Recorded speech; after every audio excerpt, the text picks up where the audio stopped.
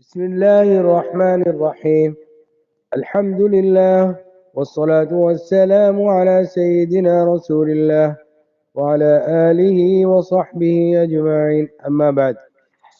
دوستو آج میں آپ حضرات کو اللہ تعالیٰ کے لیے محبت کرنے والوں کے عظیم فضائل سنا رہا ہوں.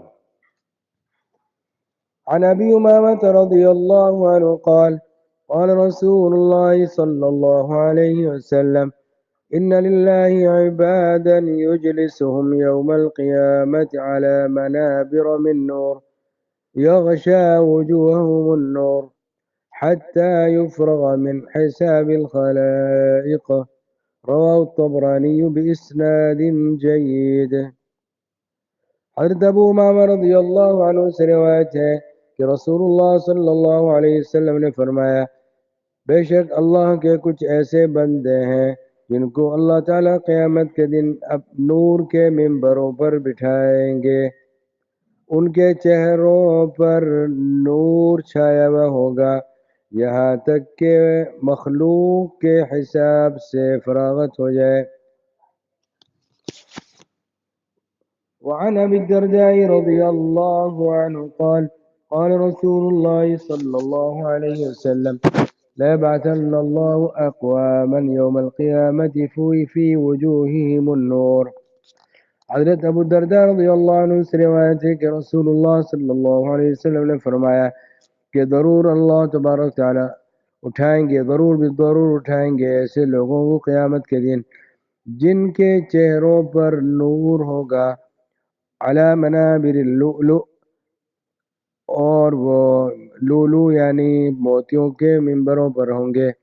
یغبطهم الناس لیسوا بانبیاء ولا شہداء، لوگ ان پر رش کر رہے ہوں گے اور یہ لوگ نہ انبیاء ہوں گے نہ شہداء ہوں گے. قال فجثى اعرابی علی رکبتیہ، حضرت ابو الدرداء رضی اللہ عنہ فرماتے ہیں کہ ایک دیہاتی اپنے گھٹنوں کے بل بیٹھ گیا اور کہا، یا رسول اللہ حلہم لنا نعرفہم، کہ یا رسول اللہ ہمیں بتا دیجئے ان کے بارے میں تاکہ ہم ان کو پہچان لیں، یعنی ان کی علامت بتا دیجئے، ان کا عمل بتا دیجئے. قال هم المتحابون في الله من قبائل شتى وبلاد شتى، فرمایا کہ وہ لوگ ہیں جو اللہ کے لیے آپس میں محبت کرنے والے ہیں، اور یہ مختلف قبیلے کے لوگ ہیں اور مختلف جگہوں کے لوگ ہیں. یجتمعون علی ذکر اللہ، یہ اللہ کے ذکر پر جمع ہوتے ہیں. یذکرونہ، اللہ کا ذکر کرتے ہیں. رواہ الطبرانی بإسناد حسن وذكره الهيثمي في مجمع الزوائد. تو دوستو، کس قدر فضیلت کی بات ہے قیامت کے دن اے لوگ جو آپس میں اللہ کے لیے محبت کرتے تھے کیسے نور کے ممبروں پر ہوں گے اور کے چہروں پر نور چھایا ہوگا، موتیوں کے ممبروں پر ہوں گے.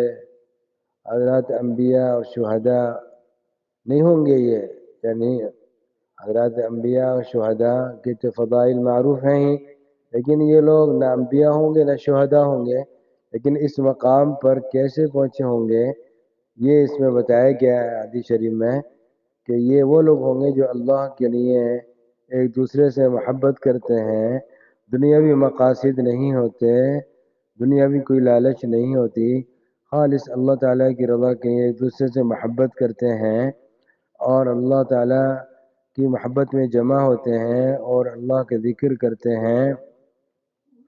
تو یہ ان کی فضیلت اللہ تبارک و تعالیٰ نے بیان فرمائی ہے. اللہ تبارک و تعالیٰ ہم سب کو نصیب فرمائے.